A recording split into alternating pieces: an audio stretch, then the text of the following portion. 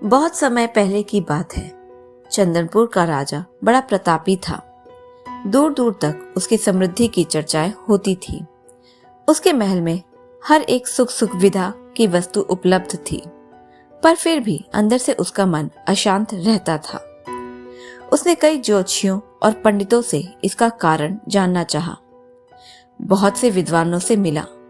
किसी ने कोई अंगूठी पहनाई तो किसी ने यज्ञ कराए, पर फिर भी राजा का दुख दूर नहीं हुआ। उसे शांति नहीं मिली। एक दिन भेष बदलकर राजा अपने राज्य की सैर पर निकला। घूमते घूमते वह एक खेत के निकट से गुजरा। तभी उसकी नजर एक किसान पर पड़ी। किसान ने फटे पुराने वस्त्र धारण कर रखे थे और वह पेड़ की छांव में बैठकर भोजन कर रहा था। किसान के वस्त्र देखकर राजा के मन में आया कि वह किसान को कुछ स्वर्ण मुद्राएं दे दे, ताकि उसके जीवन में कुछ खुशियां आ पाए। राजा किसान के सम्मुख जाकर बोला, मैं एक राहगीर हूँ। मुझे तुम्हारे खेत में यह 4 स्वर्ण मुद्राएं गिरी मिली। चूंकि यह खेत तुम्हारा है, इसीलिए ये मुद्राएं तुम ही रख लो। किसान, ना सेठ जी, ये मुद्राएं मेरी नहीं है, इसे आप ही रखें या किसी और को दान कर दें। मुझे इनकी कोई आवश्यकता नहीं। किसान की यह प्रतिक्रिया राजा को बड़ी अजीब लगी। वह बोला, धन की आवश्यकता किसे नहीं होती भला? आप लक्ष्मी को ना कैसे कर सकते हैं? सेठ जी, मैं रोज 4 आने का काम कर लेता हूँ और उतने में ही प्रसन्न रहता हूँ। किसान बोला, क्या आप सिर्फ 4 आने की कमाई करते हैं और उतने में ही प्रसन्न रहते हैं? यह कैसे संभव है? राजा ने अचरज से पूछा। सेठ जी, किसान बोला, प्रसन्नता इस बात पर निर्भर नहीं करती कि आप कितना कमाते हैं या आपके पास कितना धन है। प्रसन्नता उस धन के प्रयोग पर निर्भर करती है। तो तुम इन 4 आने का क्या क्या कर लेते हो? राजा ने उपहास के लहजे में प्रश्न किया। किसान भी बेकार की बहस में नहीं पड़ना चाहता था।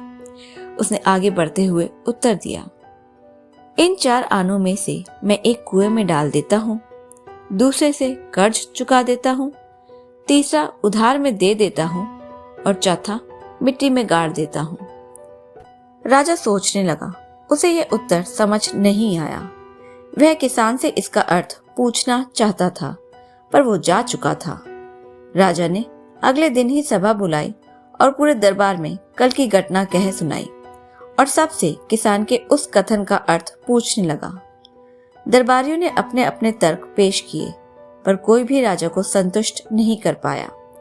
अंत में किसान को ही दरबार में बुलाने का निर्णय लिया गया।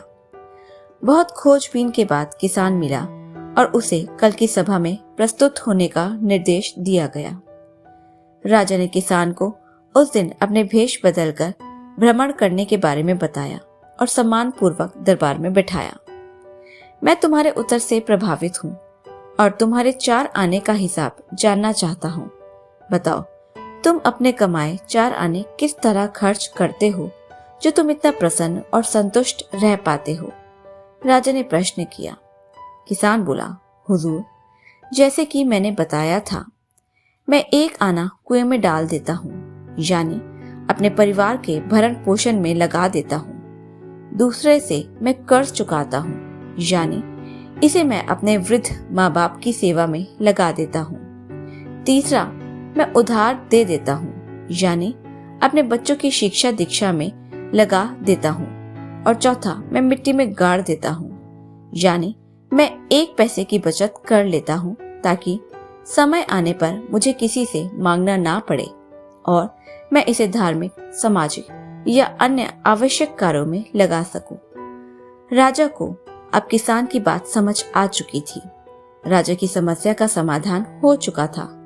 वह जान चुका था कि यदि उसे प्रसन्न एवं संतुष्ट रहना है तो उसे भी अपने अर्जित किए धन का सही उपयोग करना होगा। दोस्तों, अगर ये कहानी आपको अच्छी लगी हो तो इसे लाइक करें, शेयर करें और चैनल को सब्सक्राइब करें। धन्यवाद।